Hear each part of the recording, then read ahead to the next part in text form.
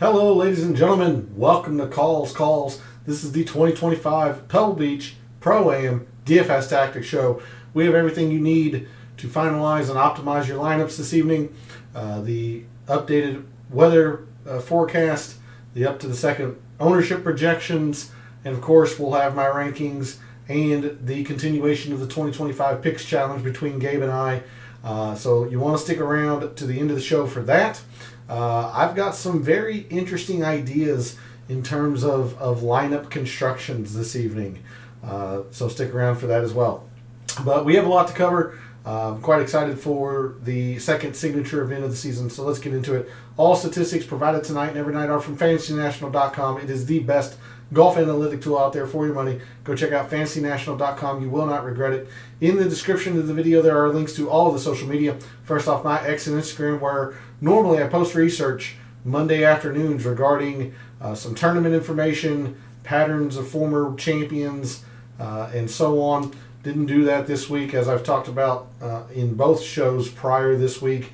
Kind of been going back and forth with myself if I wanted to just look at last year or include some more historical data. So I didn't do any research this week, but normally if you want to see the weekly research that I do on the PGA Tour, give me a follow at your preferred social media site. X is also where I place my weekly betting cards and top player usage in the DFS contest I play. That comes out every Wednesday evening after the DFS Tactics show, so that'll be out later this evening. You want to see that? Give me a follow over at X. And then lastly, for social media, Gabe's handle is in the description. He writes a great article called The Fringe. Really can't recommend it enough. It's why him and I have worked together and we've put together our 2025 Picks Challenge.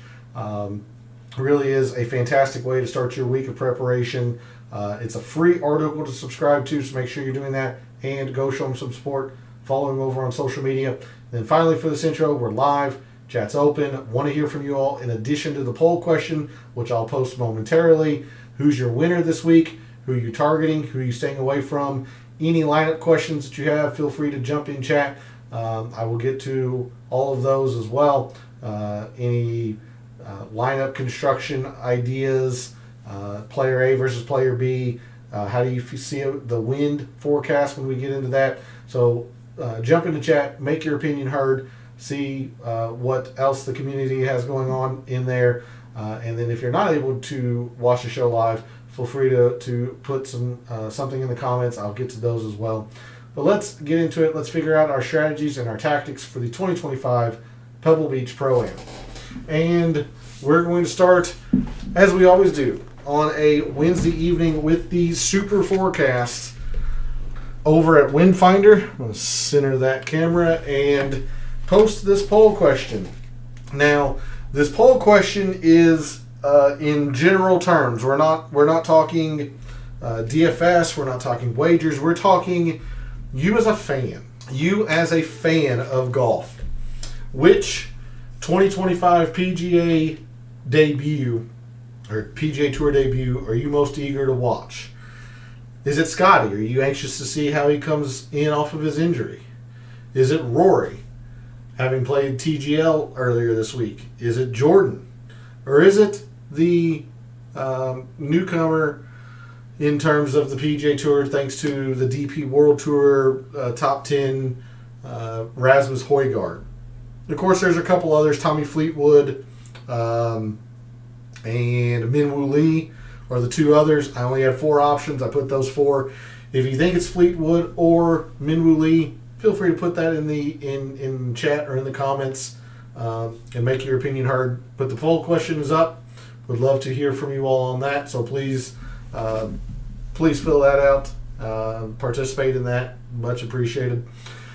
The forecast has changed, I will say fairly considerably, since Monday night. Thursday and Friday still look very calm. Highs in the low 50s.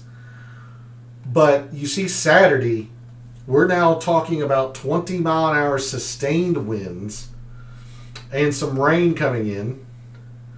And then rain all Sunday and all Monday. This has the potential to be almost a carbon copy of last year, at least based on this forecast. Remember, last year was a 54-hole event. They canceled, or they postponed play on Sunday and then eventually canceled it on Monday. This has the makings to be very similar. I also want you to note that look at the wind direction and how it changes. Again, I don't know how this reflects in terms of how different holes play, just going by cardinality of these arrows. We're going north to south winds on Thursday, but by the time we get into Friday, it has completely changed south to north. So while we don't have any wave advantages to try to take advantage of, we can look at courses. And as I mentioned Monday, as I corrected myself Monday, when the wind is down, you're going to want the players playing at Pebble, because Spyglass is pretty difficult regardless, wind or not. And Pebble gets very difficult when the winds are up. So based on this forecast, if this wind comes in earlier than expected, or earlier than what is saying here, if you think this wind comes in maybe late into Friday, you're probably going to want to focus on the guys that are playing Pebble tomorrow. Meaning they're going to play Pebble Beach Thursday, Spyglass Hill on Friday. That is what is seemingly the wave advantage for this week. Having said that, I did not do much of that into my calculations or my lineup building,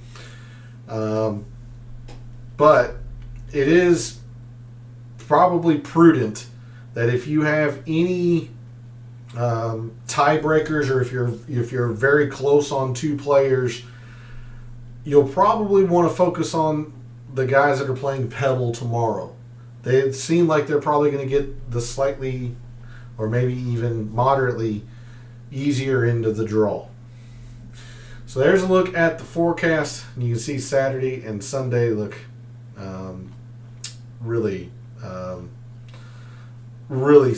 crazy. If we look at if we go into the actual super forecast, doesn't look like a whole lot for Friday, but some rain trickling in. Tomorrow looks great.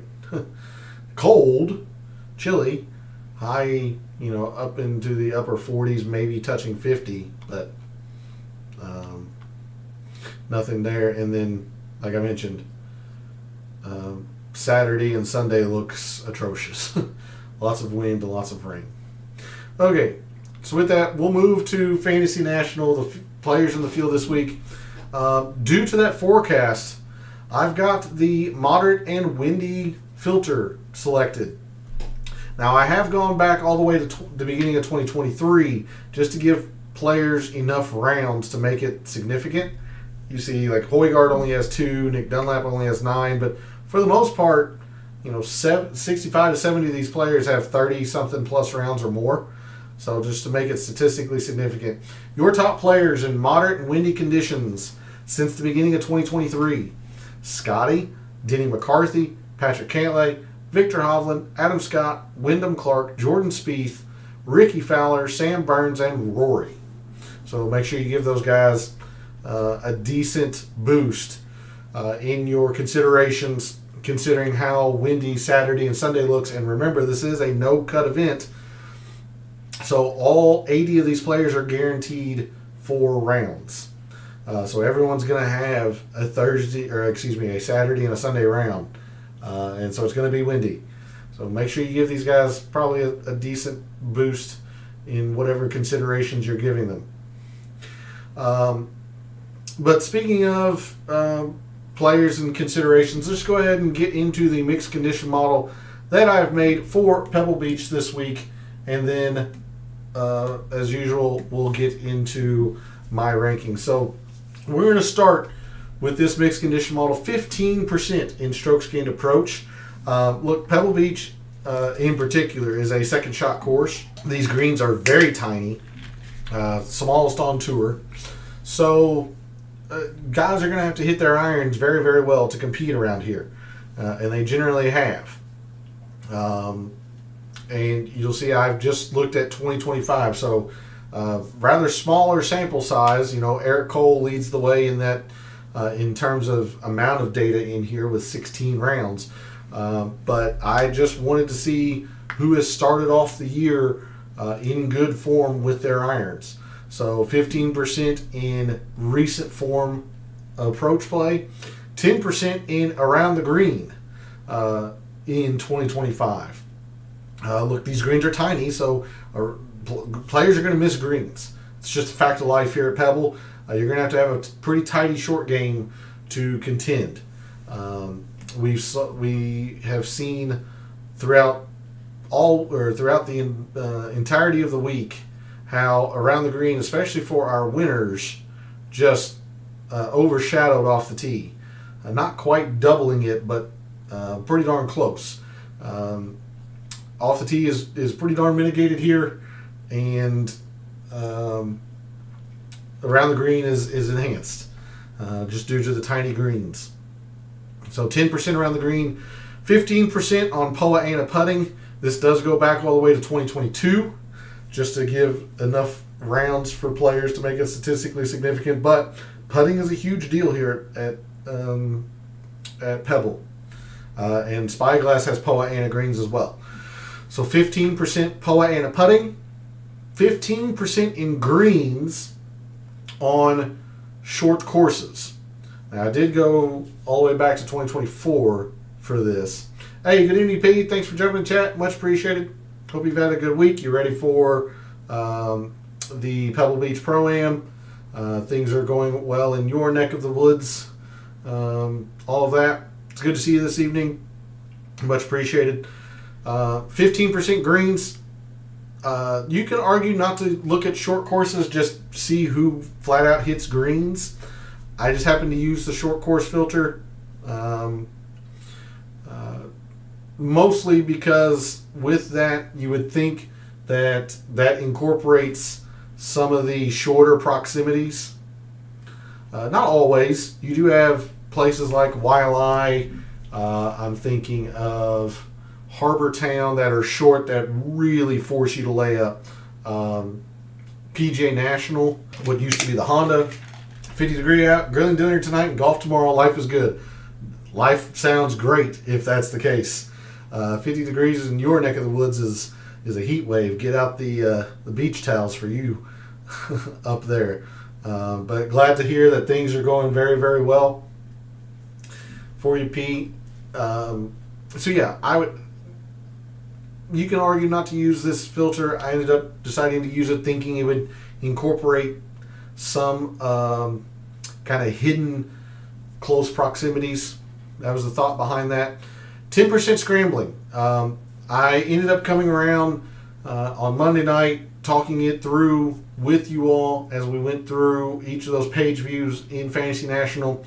More I thought about it, more I really like the idea of including scrambling if around the green is going to be a big factor. And look, there is water around Pebble Beach and Spyglass, so players aren't always going to hit these greens. They're going to be out of position. I want to see who scrambles well, and I ended up using the Poa annua filter because putting is a big part of scrambling. So I've got a pretty big emphasis in putting if you really think about it. 15% in just strokes gained putting, and scrambling's a big part of, or putting, excuse me, is a big part of scrambling. So a lot of emphasis here in Poa putting in the mixed condition model, but 10% scrambling on Poa annua in the mixed condition model. 5% birdies or better gained. This is mainly for the first 2 days of the tournament based on that forecast. Pebble will probably play fairly easy tomorrow. And then 10% bogey avoidance. I do expect Spyglass and especially Pebble to get extremely difficult if the winds come in Friday, but especially Saturday and Sunday, Pebble will be probably pretty difficult. That would be my guess. So 10% in bogey avoidance. And again, using the short course filter Didn't quite feel comfortable using the difficult relative to par filter since tomorrow I'm pretty sure it's going to be really easy or pretty easy. But we just kind of don't know that for sure. So didn't feel overly confident using the difficulty relative to par filter, or the scoring relative to par filter. So that's why I used the short course on these two metrics. Proximity, 100 to 125. Double the amount here versus the average tour event. 22% of approach shots come from 100 to 125 here at Pebble versus 12, 11, and some change at the average tour event. Just a wide discrepancy. So that's why the focus on that range in the mixed condition model, 10% there. And then lastly, 10%, quite a bit. 10% in 3-putt avoidance on POA Ana. We didn't quite go through it. We looked at some spike putting on POA. We didn't quite go through the 3-putt avoidance, but I've heard from numerous areas, and one of those being Gabe's article, that Pebble is one of the most difficult courses to putt from 5 feet and in, and 15 feet and in. So 3-putt avoidance is going to be a big deal this week. Hey, good evening, Kyle. Thanks for jumping in chat. Weather apps are all over the place for Friday. Some have it calm and others windy. I appreciate the compliment. I really appreciate that. I use Wind Finder. Pros and cons to that. Wind Finder, as of right now, has Friday pretty calm. But I'm with you. I've heard varying degrees of forecasts for Friday. I think what's consistent, I think what we need to gather here, Thursday tomorrow looks great in terms of wind. Very little wind tomorrow. It's going to be cold. I don't think the high is supposed to reach 50 tomorrow. So that means that you'll want to target the players that are playing Pebble Beach tomorrow since the winds are down. And then come Saturday and Sunday when the field just plays Pebble Beach, it's going to probably be pretty difficult. We won't have to worry about spyglass on Saturday and Sunday, but 20-mile-an-hour sustained winds, rain, looks pretty nasty. Looks like it could be a repeat of last year, all things considered. So I'm with you. It would be nice if we got one consistent outlook from multiple forecasts, but can't control the weather. So the way I view it, I would target the players that are playing Pebble tomorrow if you're worried about Friday wind. That's the best way I can put it. But really appreciate you jumping in the chat and appreciate the compliment. I really do. And coming back to the mixed condition model, I put 10% in 3-putt avoidance to round out the mixed condition model. Like I said, 3-putt avoidance is going to be a big deal. And you can just see just how much putting I have put into the mixed condition model. Just flat out strokes gained putting. Putting is a part of scrambling. 3-putt avoidance, just huge factor this week. So there's the mixed condition model. Some areas where I might be weak. I don't put wind into my mixed condition model. It's an option. I've done it in the past, but that's why we go through Wind Finder at the beginning and talk about it. That way you can make your adjustments off of that forecast to the rankings and the mixed condition model that I put together. So I don't have any wind in here. I don't have any off the tee. I just don't think Pebble Beach really signifies or forces players to be excellent off the tee. I just don't. It is short. Bombers have won here, but you take a look at some of the players recently that have won. Wyndham Clark last year, yeah, he's a long hitter, but Tom Hoagie, not very long off the tee, has won here recently. Nick Taylor,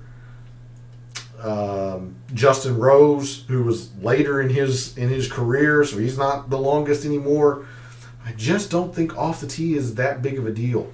Now, if fairways matter, I could see fairways mattering. So I don't have anything with off the tee at all. No off the tee in of itself, no fairways, no good drives. If off the tee plays a big factor, I will be weak. I just don't have it in the mixed condition model. If the tournament gets really easy, I'll be slightly weak to it because I only have 5% in birdies or better. If the tournament becomes very, very difficult, I will probably be slightly weak to it because I only have 10% in bogey avoidance. But other than that, felt pretty good with the mixed condition model. Maybe a little bit heavy on putting, but that's been my angle this week.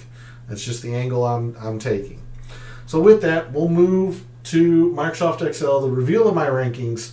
And for your information, if you're a new viewer, as a reminder, if you're a returning viewer, my rankings are based on 3 criteria. The FNGC rank, which is a straight numerical ranking from Fantasy National based on the mixed condition model that we just went over.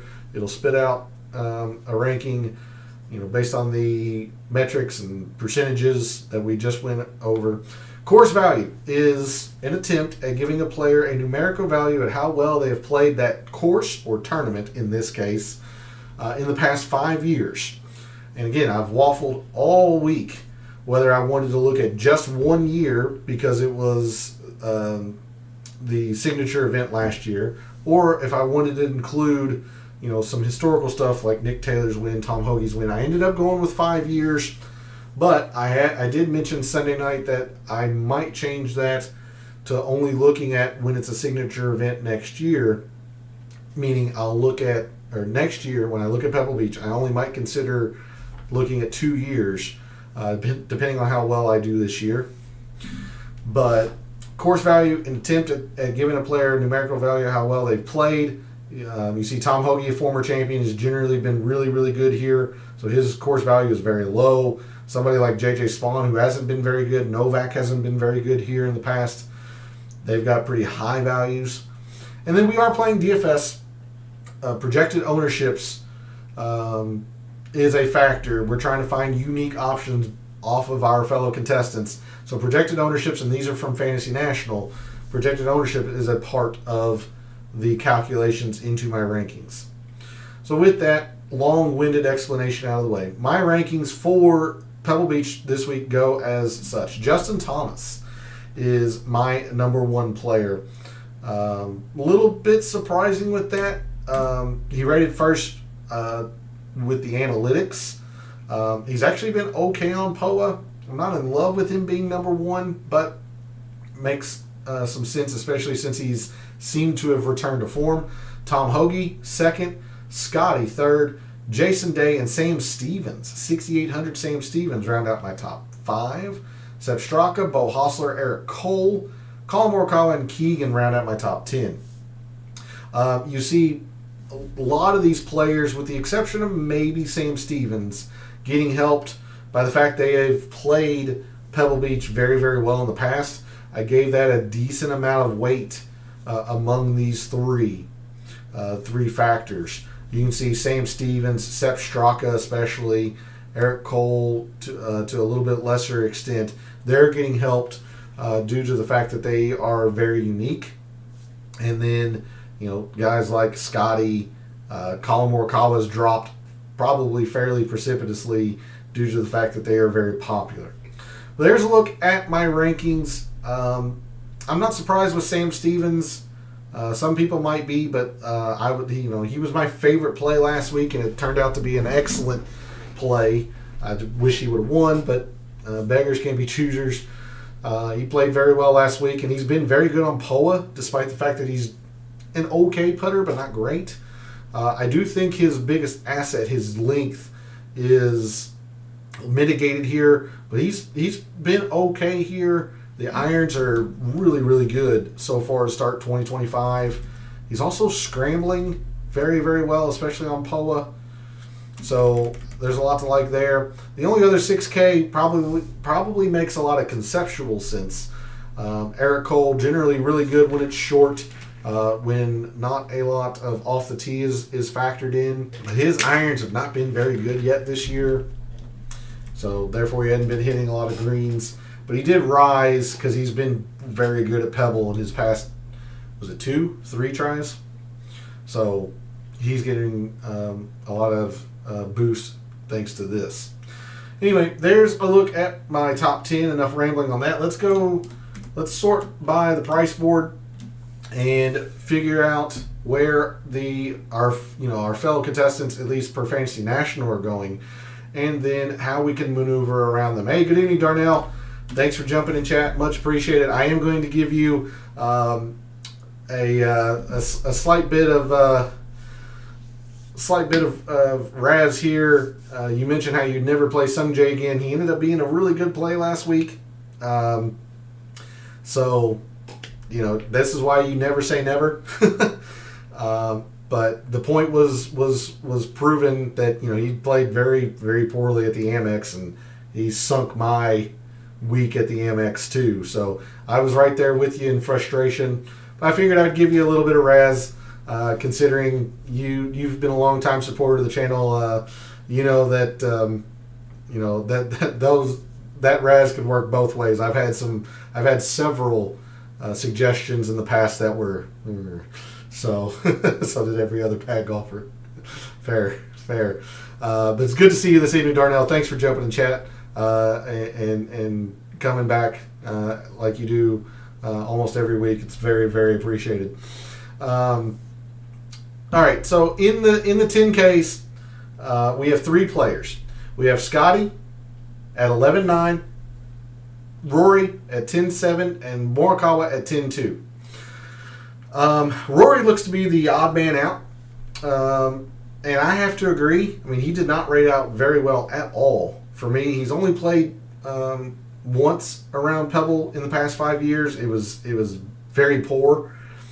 He hasn't played yet in 2025, at least on the PGA Tour. I know he's been over in Abu Dhabi and Dubai and all that, and TGL. I get it. So he's not coming in here with all of the rust. But I would like to have had my players, the players that I'm focusing on, not try to knock off the rust at Pebble Beach in conditions that are probably going to be pretty tough.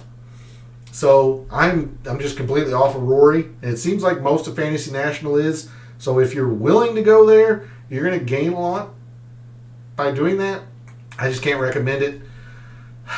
Phil on Monday mentioned how he was going to be going with quite a bit of Scheffler, and I would have to think at that point Scheffler was probably fairly low owned. He's been gaining ownership throughout the week. He's been gaining steam throughout the week. At 17%, it is still moderately low for Scotty Scheffler. With that said, I'm still very, very hesitant on Scotty for the same reasons I am on Rory. He just hasn't played in 2025. Obviously for different reasons than Rory. Scotty's coming off that hand injury. What I will tell you, because I play multiple lineups, I will have Scotty once or twice. I will. He's the best player in the world. And to completely fade him, I think, is probably a mistake. But I am going to try and plant a flag here, and I'm going to be way under whatever ownership Scotty comes in at. Like I said, I'm going to have him once, maybe twice for the coverage. But Scotty's fade. I just want my players to have played. I just don't want them to knock the rust off at Pebble Beach. So, in the 10Ks, I am all about some Morikawa. We're going to see Morikawa a lot throughout this evening in the picks portion with Gabe and I. You'll see him later on over on social media when I post my betting card and my top players. I might be crazy. You're right. But that's the flag I'm planting. Go ahead. I mean, it's very reasonable, but I'm also doing the same thing with Tommy. I'm also doing the same thing with Jordan Spieth. doing the same thing with Min Woo Lee. Like, that was something that I decided early on this week that I'm just not going to play any of the first, time 2025 players. I'm just knocking them out of consideration. And especially because I love Morikawa this week. I know a lot of people do. He's, the second or third most projected owned player on the slate. This is chalk I'll eat. That's fine. I love Morikawa this week. But, I am a bit crazy. You know that, Darnell. After all of the suggestions that I've given throughout, the years. You got to be a little bit crazy, but you got to take chances as well. And even though I'm playing Morikawa, I feel like I can find enough uniqueness and or build unique styles of lineups to incorporate, this chalk here. So yeah, I am going to try to beat Scotty a little bit. So in the 10Ks, I'm all about some Morikawa. I'll be extremely overweight on Colin Morikawa. He's going to be 70% for me, probably. I'm all about some Morikawa, and a lot of it is, even though I have so much putting in the mixed condition model, and Colin Morikawa is not traditionally a good putter. Look at his POA performance. He's top 10 in this field in POA performance. If I go to Fantasy National just very, very quickly, sort on the price, and Colin Morikawa here. Look, Colin Morikawa has been a bad putter traditionally, but what surface? I gotta zoom out. I apologize. What surface has he actually gained on? POA.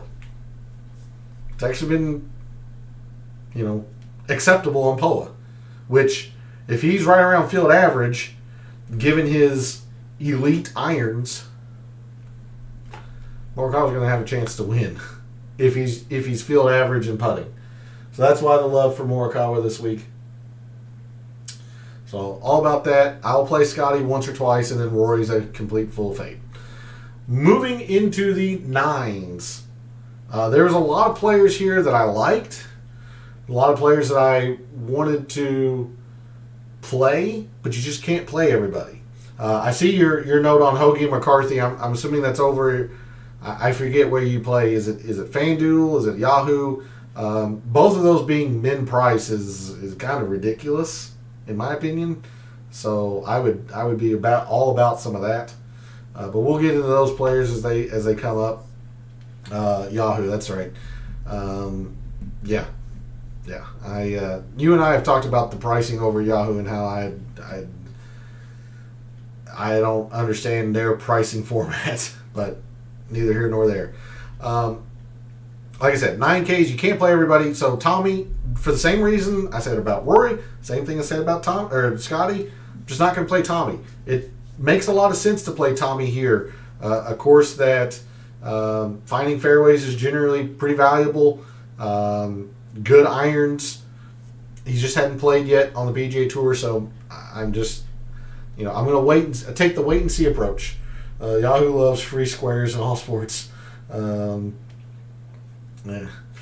Otherwise, in the 9Ks, it was kind of hard to separate some of these guys. Like Obear didn't rate out well. He generally doesn't for me, but all world talent. His iron game's been pretty good. Forgive last week at the Farmers. Like, the guy had the flu. I mean, the actual flu. So, you can forgive that. Hits plenty of greens. He's actually been okay on POA putting. It's fine. I would have to venture Ludwig Obear is probably going to be a little bit more popular than 14%. If he's not, it's probably a moderate steal, I would think. I do like Obear this week. I'm going to use a lot of Thomas, and for the record, I can't play FanDuel. I live in Connecticut. Also, is Connecticut one of the few states that's still held out on that? I knew that's where you lived, but I don't follow which states have approved and not approved. I just know where I am has. So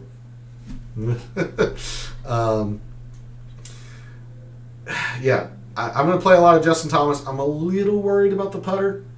Can't play DFS. That sucks. But at least you have an option over at Yahoo. So something's better than nothing.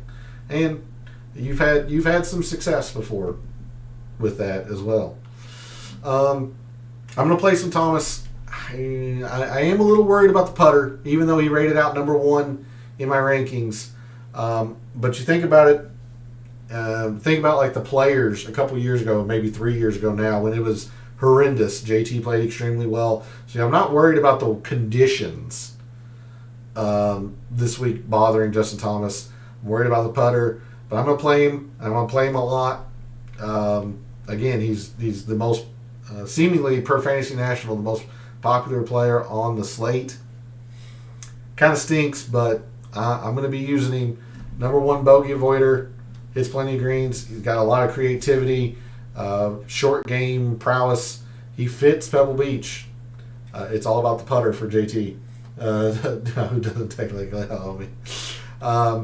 Hideki, boy, it's hard to ignore this number 1 in irons for Hideki. But he has not been good around Pebble. He has generally not putt Pebble very well. You always have the withdrawal risk as well with Hideki, although that hadn't happened in a while. That threat is still there. I will play him. This is a gut feeling. I'm not feeling Hideki very much. Cantley has been fantastic around Pebble, but I have some concerns with Cantley. His irons, particularly at the Amex and at the Century, have been really bad so far in 2025. Very good around the green. I don't know. A lot can be said for a lot of these players. There's some intrigue, and there's a lot of, or most of these players have one glaring weakness as well. So that's why the 9Ks was really hard for me. I don't like seeing very poor iron form from Cantley.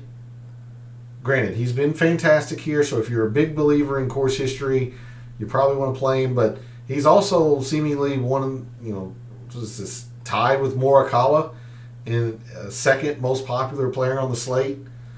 So I can fade that a little bit.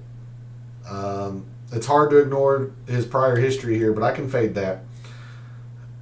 Sam Burns has been very good here. Like, this is probably a good pivot off of Cantley. Burns has been good here. He's half the ownership.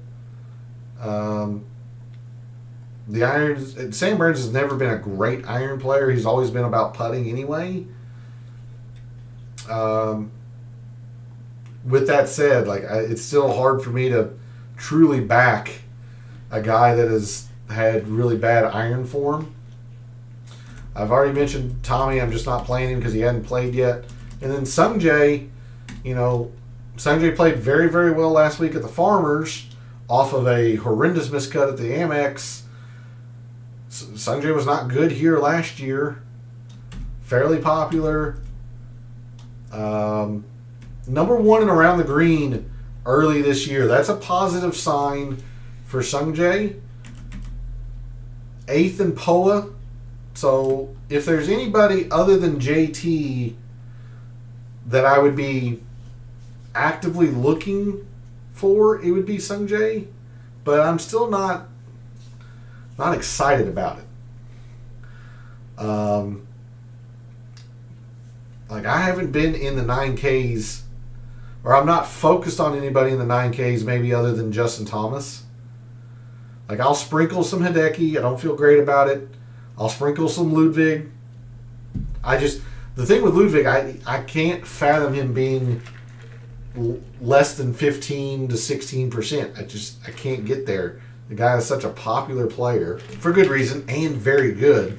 I think more of the general public will be on him. Cantley has scared me with his irons. Sungjae has not been very good here. yeah, I mean, there's something positive and negative with each of these in the 9Ks that I'm just not excited for any of them. Like I said, I'll sprinkle some Ludwig. I'll sprinkle some Hideki. I'll even probably sprinkle a Cantley or two. But I'm playing a scatter shot in the 9s. I just am. I'm all about some Colin Morikawa, and then I'm a little nauseous about it, but I will play quite a bit of JT. Moving into the 8s, J-Day been fantastic here. Gonna be pretty popular for a good reason. Very good on POA. His irons seem to have come back to him. At least early on in 2025, because that's been the knock on J-Day for the past couple of years, is his irons. They seem to have come back. So you get J-Day at a place where he's comfortable, like Farmers, like the Amex, like Pebble. He's done a lot of good work at those places. And I know J-Day kind of disappointed some people. He's still top 20 last week. Like, he's been great lately. So, popular, but for good reason. JT is the biggest fade of all time. Well, you and I are going to be different this week, Darnell. We'll just be different. We'll see who comes out on top next week. Like I said, it's one of those things where, like you mentioned last week with Sung Jae, and he ended up being one of the best plays on the slate. Being more popular than Scotty is funny. Yeah, I think that is quite an overreaction. I think it's an overreaction on JT as opposed to an underreaction on Scheffler. I mean, again, I think most people are just on that wait and see on Scotty off the hand injury, which is normal. It's fine. And that's where I'm at. I'm just on a wait and see. I don't think anything's wrong with the price on JT. He's been fantastic early this year. He's been fantastic. Like, old JT seems to be back. 5th at the Century, top 25 the Amex. He's played well early. Yeah, if he wasn't ready to play, he wouldn't be playing. Yes and no. Like, you saw Hovland just hobble around on his broken foot, or broken toe, excuse me. So, like, for example, like Hovland, I don't want any part of in the 8s. I don't want any part of Corey Connors in the 8s. Yes, Wyndham Clark's the defending champion, but he has not been off to a good start in 2025. Like, these guys are playing because it's guaranteed money.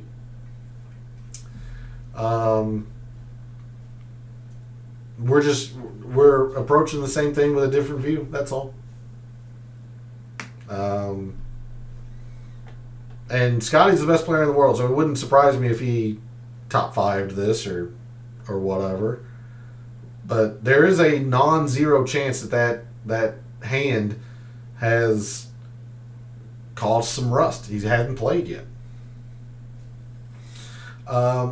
Despite Keegan rating 10th in my rankings, I generally don't like Keegan because of the putter on POA. He's generally been pretty bad on POA.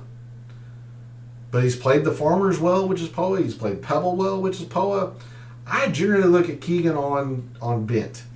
So I'm just waiting for the collapse for Keegan going full Keegan on POA. I think that's a little unsustainable. Now, to his credit, he has been a very good 3-putt avoider. So that's probably what's helped him, at least here at Pebble on POA. But scrambling has been bad. Just overall putting has been bad. Everything ball striking wise has been great. Bogey avoidance, irons, greens. Keegan is somebody that I'm a little worried about because I'm low on him, and there's a lot to like. So probably would behoove you to think about Keegan this week. But instead of Keegan, I've been more in the low 8s. I've been more like Taylor Pendrith. I hate this ownership, but the guy continues to play well. He's played Pebble fairly decently in multiple tries. He actually has been pretty good around the green as well, is what you need around Pebble. So I've been looking at Taylor Pendrith. I hate the ownership, but it is what it is. I've been going to Matt McNeely. But what's a little surprising for me is Sepp Straka. 7th in irons early this year. 2nd in greens. Like, he's been ball striking it well. The area of the green's been pretty bad, to be fair, but sub 10% on Sepp Straka is kind of appealing. Now, I will say that he is not, or every time he's played Pebble, he's lost strokes putting. That's a concern. But he's generally been okay on POA. So I don't know if that's just, small sample size or if that's something with these greens that he doesn't like. But a sub 10% Straka is fairly appealing. So I've not been doing much in the 8s either. I know I said I wasn't much in the 9s. I'm kind of thinking JT's a 10 since he's so close into that. But I haven't been doing much with the 8s at all. Like I said, I like Pendrith, I like McNeely, but I hate these ownerships. And that's where everybody else seems to be going in the 8s. So you're not going to gain a whole lot by going to these two. Instead, been going into the 7s. Henley, Spieth, I'm not going to play for the same reasons Scotty and Tommy and all them.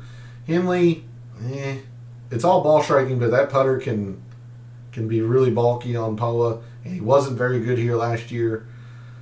I've heard some rumblings about Tom Kim.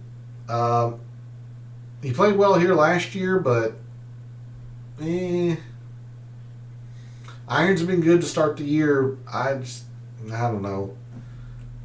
This doesn't feel like a great Tom Kim fit, but he's been gaining some traction, I suppose. Another big fade for me. You like him more than Hoagie or McCarthy? No. We'll get into those guys here in the lower 7s. Tagala rated out well. I want no part of Tagala. Even though he played fairly well other than Sunday at the Farmers, like Sunday he just blew up, and he's not been good with the driver. I know driver's not necessary here, but I don't know. I don't like it. And for somebody who's supposedly very good in California, like a Max Homa, he's been pretty mediocre at Pebble. So not sure I'm gung-ho about Sahith. Bo Hostler rated out well, just like Pendrith, just like McNeely. I like Bo Hostler, but he's a little bit too popular for my liking. I'll have him. He's a little bit too popular for my liking. He's been fantastic here. I don't understand the love for Adam Scott. I guess I understand it, but I want no part of Adam Scott.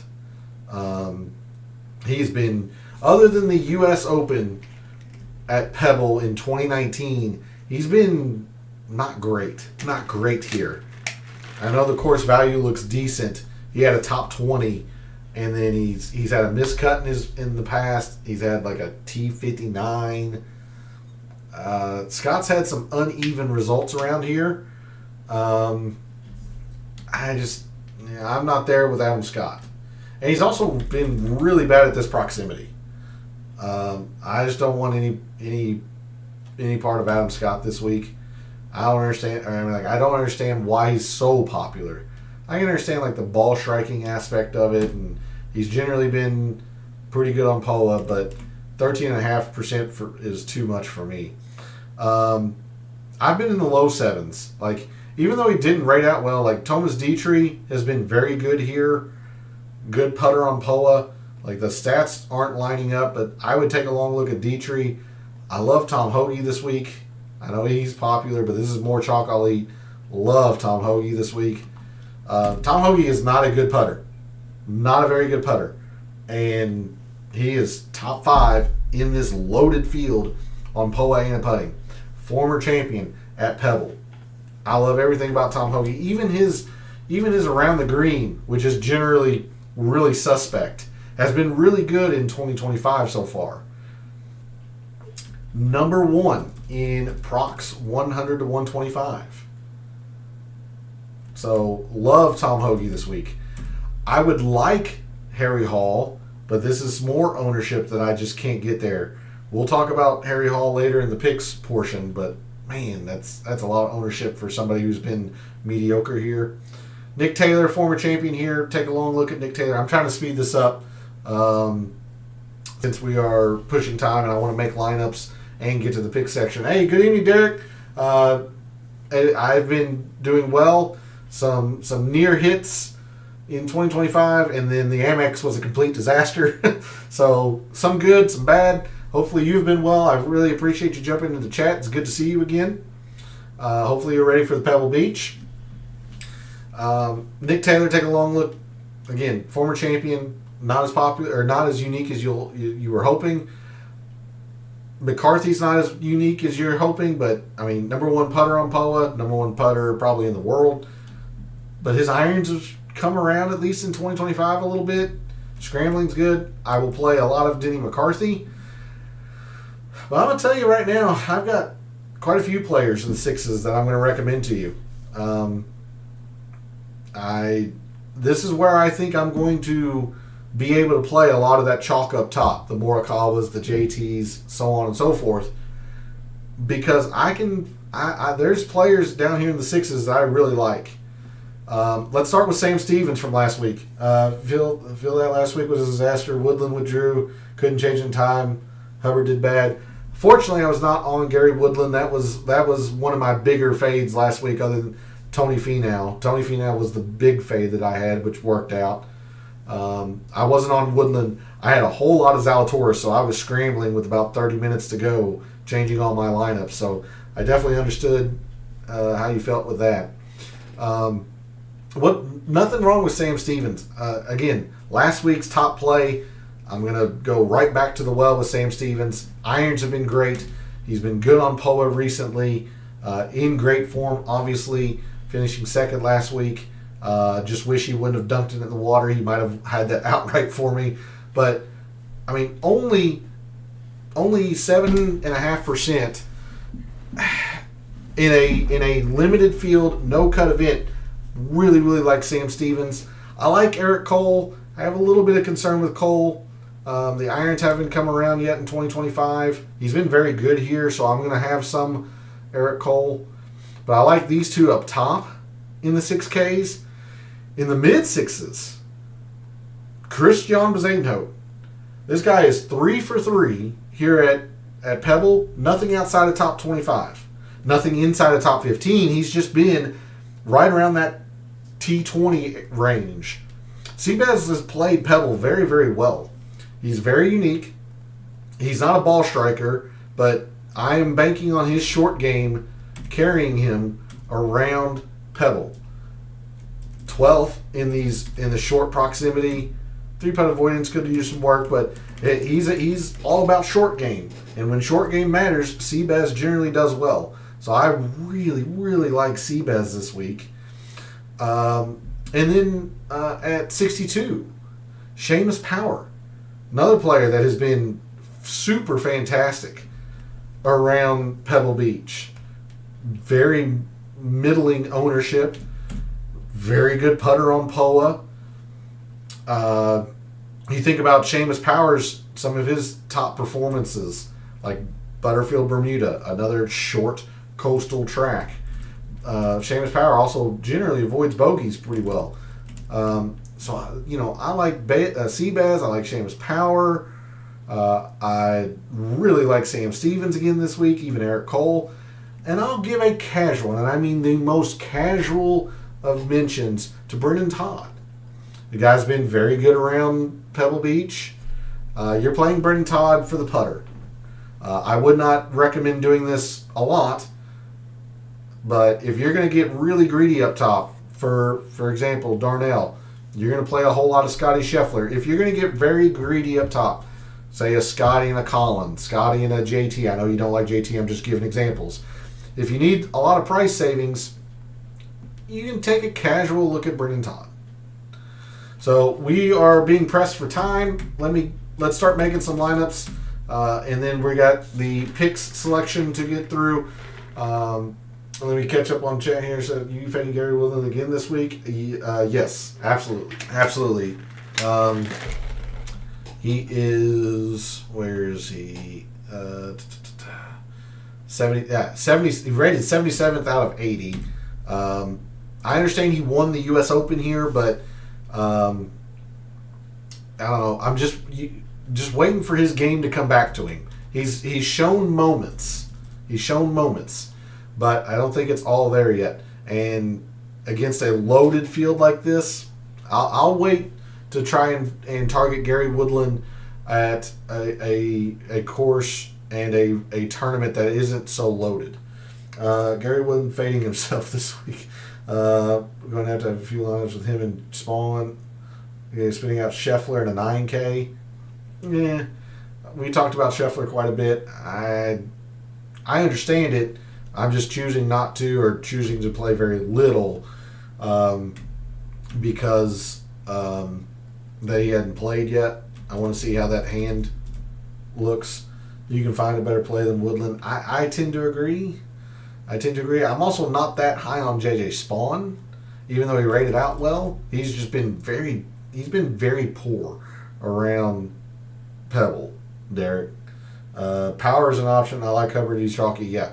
And that's another thing why I mentioned the guys that I did. Seabez, Seamus Power, Sam Stevens, because guys like Eric Cole, guys like Mark Hubbard, guys like Lee Hodges are getting a lot of attention.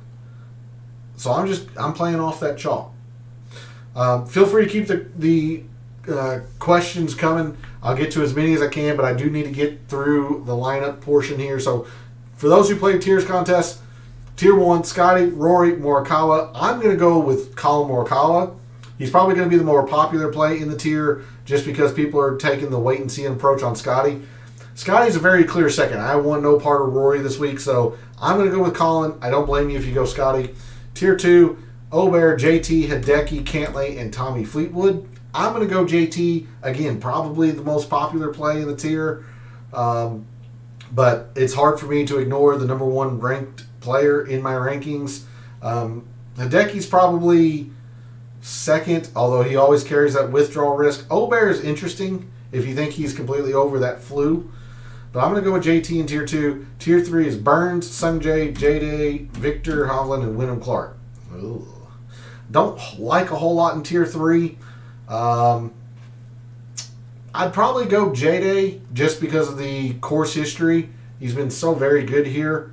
It's either J-Day or Sungjae in Tier 3. I'm going to take J-Day. Need to find some uniqueness here somewhere because I'm pretty chalky so far. Tier 4, Connors, Keegan, Zalatoris, Pendrith, Finau, McNeely, and Lowry. So I need to find some uniqueness, but really I don't like anything else in the tier other than McNeely or Pendrith. So I'll go McNeely, but this is shaping up to be pretty darn chalky for a tiers contest. Tier 5, Sepp Straka, Henley, Spieth, Tom Kim, Grazerman, Tagala, and Bobby Mack. I'm going to hope that Straka is pretty unique in this tier. So I'll go with Straka because I don't want any part of any of these other guys. Just none. So, I mean, it's Straka by default for me. And then Tier 6, we have Keith Mitchell, Aaron Wright, Ricky Fowler, Sam Stevens, Eric Cole, Dunlap, and Jaeger. Cole is interesting, but I'm going to take Sam Stevens. Again, I'm just going to go back to the well with Sam Stevens. Don't see any reason why he doesn't play well. So quickly, this tier's construction goes Tier 1, Morikawa, Tier 2, JT, Tier 3, J-Day, Tier 4, McNeely, Tier 5, Straka, and Tier 6, Sam Stevens. All right, let's start making some lineups. I'll go through this here fairly quickly because I do want to get through the picks portion with Gabe and our selections.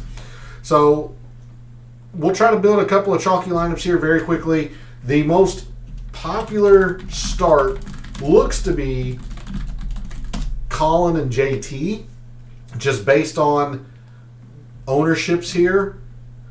Cantlay could also be a part of this, but they're probably going Colin JT, Colin Cantlay, JT Cantlay, because you've got a couple of players in the 6Ks that are garnering a lot of attention. Lee Hodges at 6,200 is 11%. You've got Hubbard at 6,700 at 12%. That is giving our fellow contestants, at least per Fantasy National, a whole lot of wiggle room here in the middle, that if they want to get slightly more on the greedier side, they can go something like a Taylor Pendrith. If I could type. Why is Lee Hodges so chalky? I've heard quite a bit about Lee Hodges this week. He's in good form. I don't think people realize he top 20'd, maybe even top 10. The vision will be skewed, but I need to double check this for you all. Lee Hodges, finished 9th at the Farmers. I think a little bit of that is smoke and mirrors because he gained 6 on the greens. You just can't expect that. But, I mean, you see the performance in 2025. He's been very good. 9th, T34 at the American Express is fairly middling, but he's got 2 top 10s already in 2025. So, I mean, he's in great form. I just think it's a little bit, I can't say a little bit, I think a lot of it is smoke and mirrors because he's gained 6 and 6 in those tournaments. I think that comes back, gosh dang it, I think that comes back down to earth a little bit. But that's probably, if I had to guess, that's why Lee Hodges is garnering so much attention. But to try to finalize this, kind of chalky lineup here, you got Morikawa, Thomas, Pendrith, and you got 2 mid-7 plays. Take your choice: Bubba Hostler, Adam Scott, Tom Hoagie's probably in this. Let's do Hoagie, who unfortunately I really really like, and then we'll say Hostler. This is leaving 100 on the table. Not quite 100% because we dropped into the 6Ks for the most popular 6K play in Mark Hubbard. But this is going to be a chalky lineup, especially that Morikawa Thomas start, which is upsetting because that's been my most popular start. Like I said, I'm all about some Colin Morikawa, and I'm a little nervous about JT, but being number 1 in my rankings, I'm going to play plenty of him. Another way that our fellow contestants could go about this, I would be hard pressed to believe that our fellow contestants ignore everything up here. But if they happen to go with a balanced lineup, it looks like they're starting with Cantlay. Then they would slide down to Jason Day. Again, Taylor Pendrith. And Taylor Pendrith.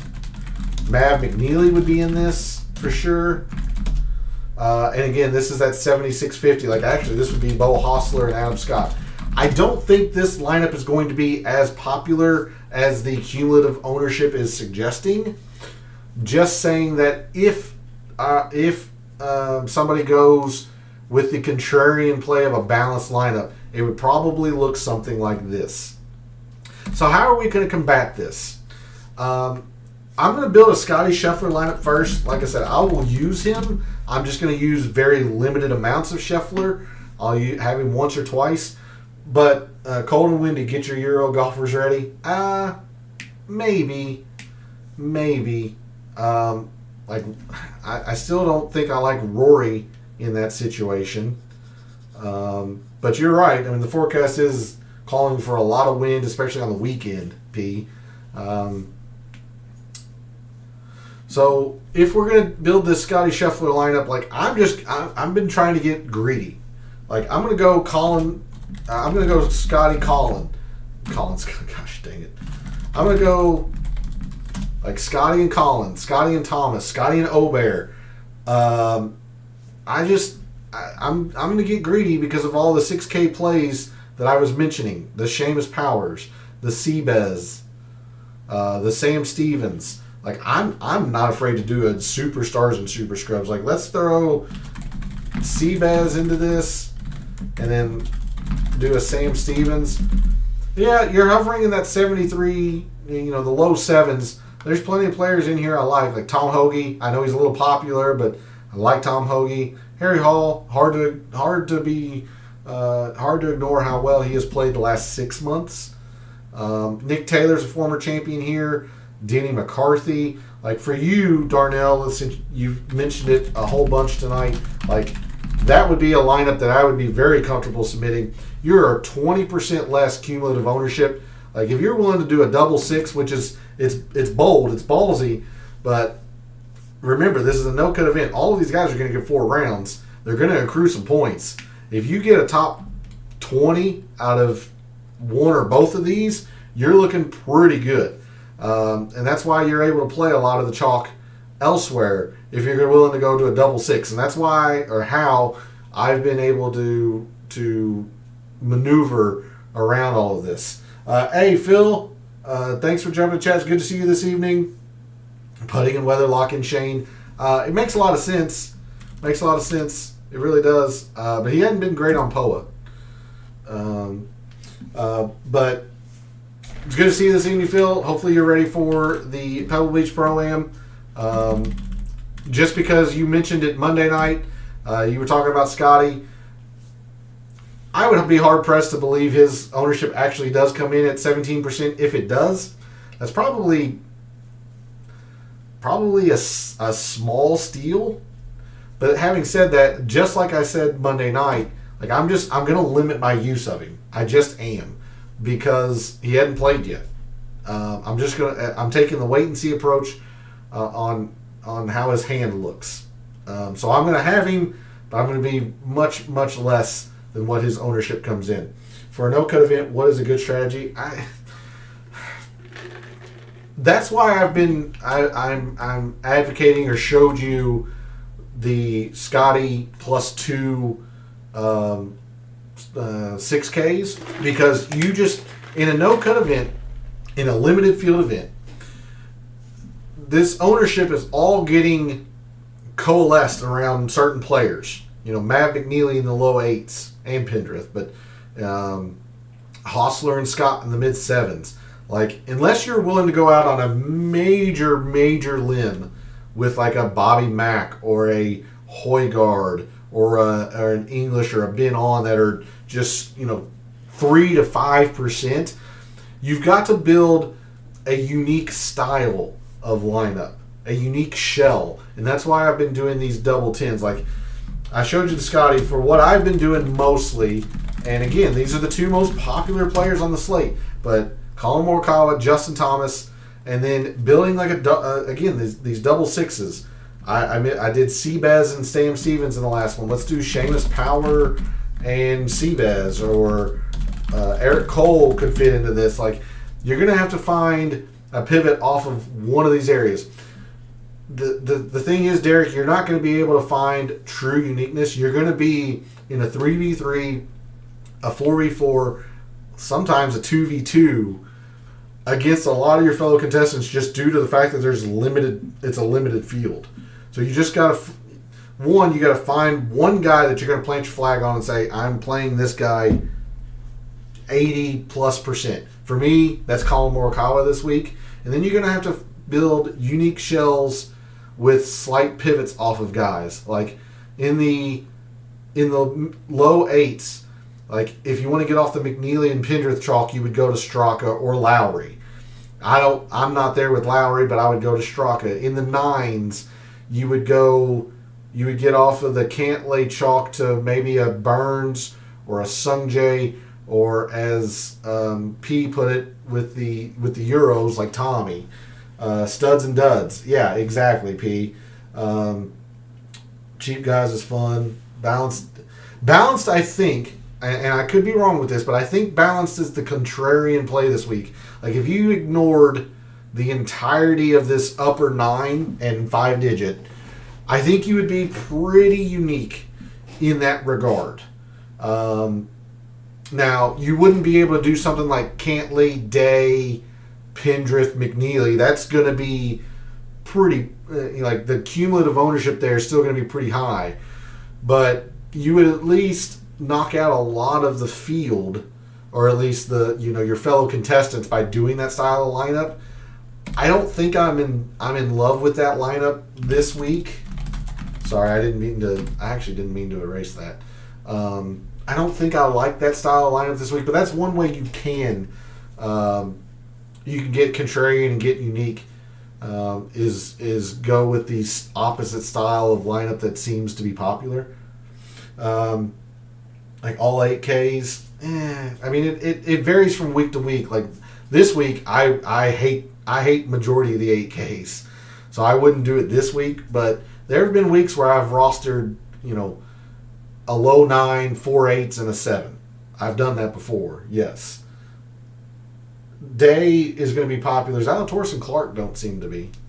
But just very quickly, let me show you like what I've been doing. I just love Tom Hoagie this week, but you don't have to. Like, look, you have 87 per. Like, my goodness, you could go. Like, we'll throw Jason Day into this one, and then you have 8,500. This is Pendrith, McNeely, Sepp Straka. What's wrong with Sepp Straka and the form that he's been in, to start this year? You've got a true studs and duds lineup, to quote P there. Morikawa, one of the tournament favorites. JT, one of the tournament betting favorites. I'm a little shaky on that, but Jason Day, who's had great form and past history here. Taking 2 shots with Seabez and Seamus Power, like there's a lineup that you're playing 3 guys that are very, very popular. You've got 1 pivot off of the McNeely and the Pendrith and the mids, and then you're taking a couple shots on guys. But remember, it's a no-cut event. They're going to accrue their points. All right, so with that, I appreciate everybody that has answered the poll question. Let me do that very, very quickly. Quite a few votes. Which PGA Tour debut are you most eager to watch? I am in agreement. It's Scotty for me, just to see how he comes in off of that hand injury. Really anxious to see that. We're going to end the show with what we have done in 2025 with the pick selection. I had a very solid Farmers last week, so I've tied Gabe in the pick selection. Gabe had a solid week as well. Our selection, did any trolls jump in and vote Spieth? There's one. So right now it looks Scheffler is the overwhelming choice in the poll, and then it looks like 1 or 2 for Rory, 1 or 2 for Spieth.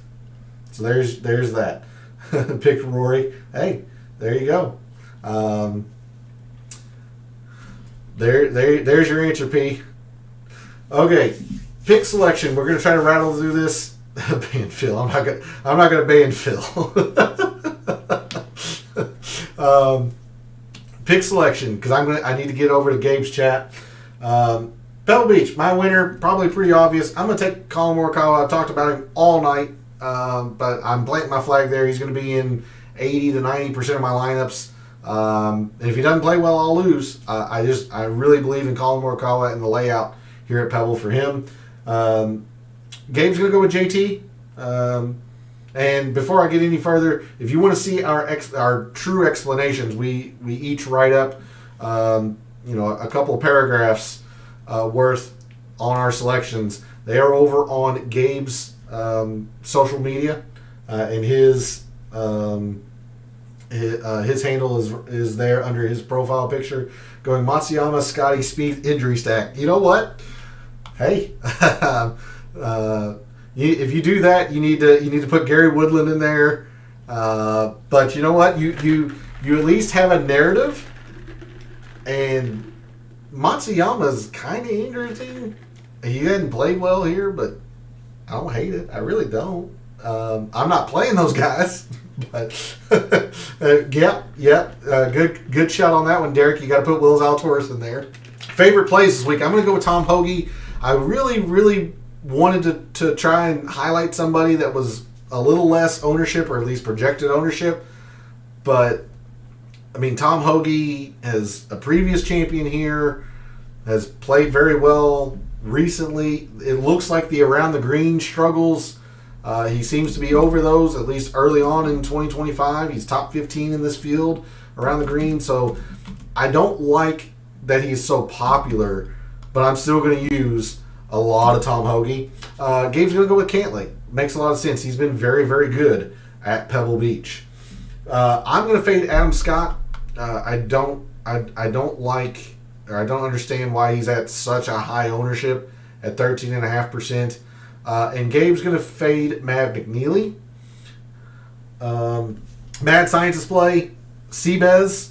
For me, I'm going to use probably more Seabez than I should.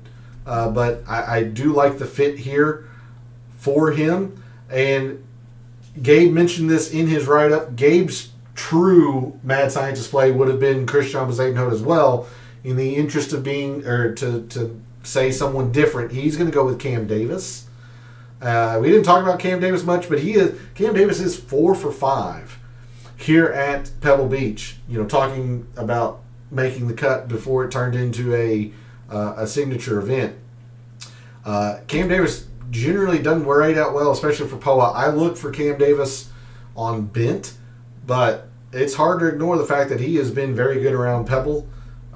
He's also been pretty good on this 100 to 125 proximity, so makes a lot of sense. I couldn't get there, but that's why it's a Mad Scientist play. Fear of missing out. I'm going to play Harry Hall despite the fact that he's got such a high ownership. It's hard to ignore the form that he is in the past really 6 months since his win at the ISCO. He tore up the fall. He started off hot in 2025. I'm going to continue to ride the hot hand, but he's not nearly unique enough for me to call it a favorite play or anything like that. And along the same lines of thinking, Gabe's going to go with J-Day in his FOMO.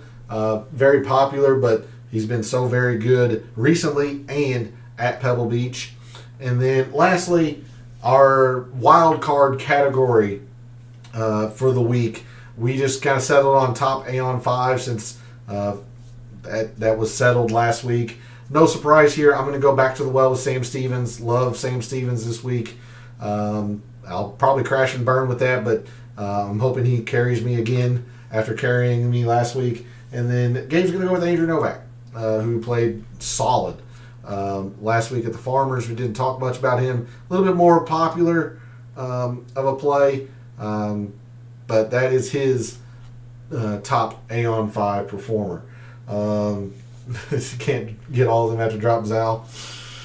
Well, I wish you luck with that, Phil, on making your injury / withdrawal lineup. That actually does sound kind of interesting to put together on a whim.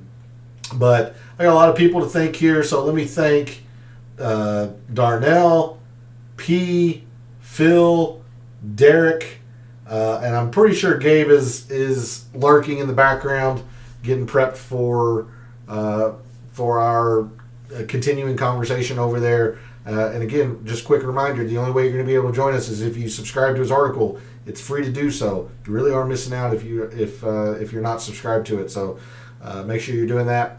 But I want to thank all of you for jumping in the chat. This was a fantastic chat. I apologize that I wasn't able to get to every single question. But this has been the most interactive chat I've had in a long, long time. Really, really enjoyed it. And thanks to everyone else out there who tunes in, watches, listens, supports the channel by liking the videos, commenting, and subscribing. I always appreciate it. I love what I do, taking a very in-depth look at sports statistics, golf statistics mainly, trying to help us all win a little bit of money in the process. Some weeks are better than others. We're going to try to carry the momentum we built at the Farmers for Pebble Beach. Be on the lookout for the top players that I'm using in my lineups this week and my betting card. I'll post that later on this evening over to my social media. Thanks again for all the support. I really can't thank you all enough. And there was one other person that was up in chat, and I'm not able to see who that is. So, Kyle, my apologies. I did not mean to miss you there, Kyle. On the thank you. Yes, good luck everyone. Really appreciate it. For all the wagers you've made this week for the Pebble Beach Pro-Am, for all of the DFS contests you played this week for the Pebble Beach Pro-Am, for this weekend and every weekend, may all your bets be profitable.